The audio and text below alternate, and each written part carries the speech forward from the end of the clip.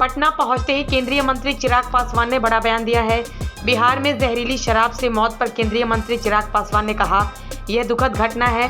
जिस तरीके से जहरीली शराब के कारण कई जाने गई है, कई परिवार तबाह भी हुए हैं।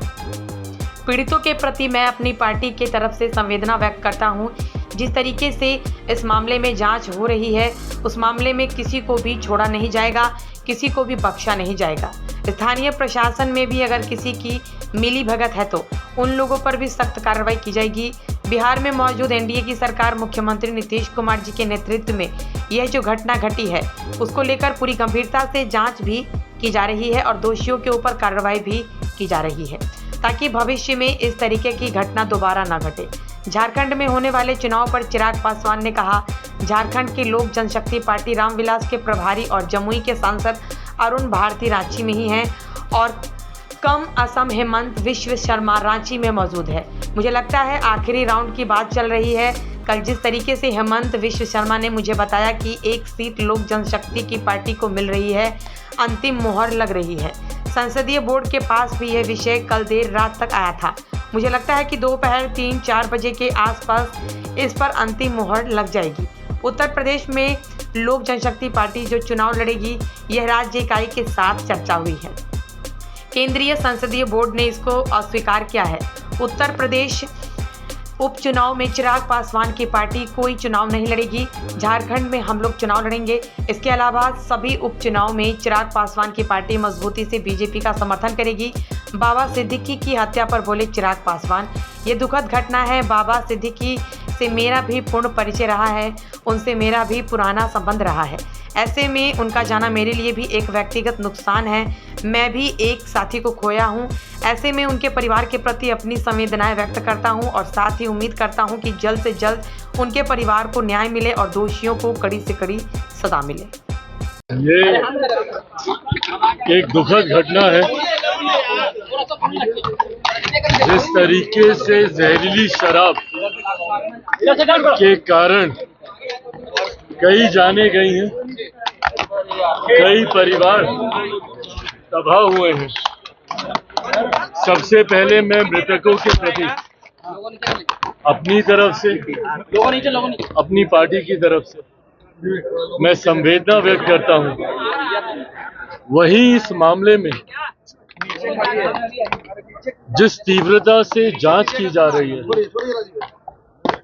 एसआईटी का गठन करके जिस तरीके से गिरफ्तारी इसमें की जा रही है, ये हमारी सरकार की गंभीरता को भी दर्शाता है कि इस मामले को कतई हल्के में नहीं लिया जाएगा और जो भी लोग इसमें दोषी हैं, भले वो जहरीली शराब के आयात को लेकर हो या उसके अवैध निर्माण को लेकर हो, किसी को भी इसमें बख्शा नहीं जाएगा। अगर इसमें स्थानीय प्रशासन में भी किसी की भी मिली भगत है, उन लोगों के ऊपर भी सख्त कार्रवाई की जाएगी। अंतोगत्वा बिहार में मौजूदा एनडीए की सरकार मुख्यमंत्री नीतीश कुमार जी के नेतृत्व में ये जो घटना घटी है, इसको लेकर पूरी गंभीरता से जांच भी की जा रही है और दोषियों के ऊपर कार्रवाई भी की जा रही है, ताकि भविष्य में इस तरीके की घटना दोबारा ना घटे। देखिए, फिलहाल झारखंड को लेकर चर्चाएं चल रही हैं। इस वक्त भी, जिस वक्त मैं आपसे बातचीत कर रहा हूं, झारखंड के लोक जनशक्ति पार्टी रामविलास के प्रभारी और जमुई के सांसद अरुण भारती जी रांची में ही हैं और सीएम असम हेमंत बिस्व शर्मा जी, वो भी इस वक्त रांची में मौजूद हैं। मुझे लगता है आखिरी दौर की ये बातचीत चल रही है। कल जिस तरीके से हेमंता जी ने सबको बताया कि एक सीट लोक जनशक्ति पार्टी रामविलास को और बाकी जितने घटक दल हैं, जनता दल यूनाइटेड और अजसू को लेकर उन्होंने जानकारी साझा की, इन तमाम बातों पर अंतिम मोहर इस वक्त जब मैं आपसे बातचीत कर रहा हूं लग रही है। केंद्रीय संसदीय बोर्ड के पास भी कल देर रात तक ये विषय आया था। बोर्ड की सहमति के बाद प्रभारी झारखंड अरुण भारती जी इस विषय को लेकर हमारी राज्य इकाई के पास गए हैं, उनसे भी बातचीत हो रही है और गठबंधन के बाकी साथियों से भी बातचीत हो रही है। मुझे लगता है दोपहर 3-4 बजे के आसपास इस पर अंतिम मोहर लग जाएगी और इसकी घोषणा रांची से ही एक प्रेस वार्ता के माध्यम से की जाएगी। उम्मीदवार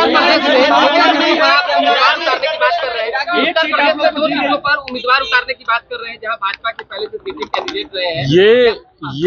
ये प्रस्ताव राज्य इकाई के माध्यम से केंद्रीय संसदीय बोर्ड के पास आया था। इस विषय को मैं स्पष्ट कर दूं कि ये जो उत्तर प्रदेश में उपचुनाव में लोक जनशक्ति पार्टी रामविलास चुनाव लड़ेगी, ये बात कल राज्य इकाई के माध्यम से वहां पर कही गई थी, पर ये बात एक प्रस्ताव के तौर पर राज्य इकाई ने केंद्रीय संसदीय बोर्ड के पास भेजा था, जिसको केंद्रीय संसदीय बोर्ड ने अस्वीकार किया है। उत्तर प्रदेश में लोक जनशक्ति पार्टी रामविलास कोई उपचुनाव में चुनाव नहीं लड़ने जा रही है। हम लोग सिर्फ इस चुनाव में झारखंड में हम लोग चुनाव लड़ेंगे। इसके अलावा तमाम उपचुनाव में लोक जनशक्ति पार्टी रामविलास भारतीय जनता पार्टी का मजबूती से समर्थन करेगी, भले वो बिहार का उपचुनाव हो, उत्तर प्रदेश का उपचुनाव हो, महाराष्ट्र में विधानसभा के चुनाव हो। इस चुनाव में हम लोग सिर्फ झारखंड में हम लोग चुनाव लड़ेंगे।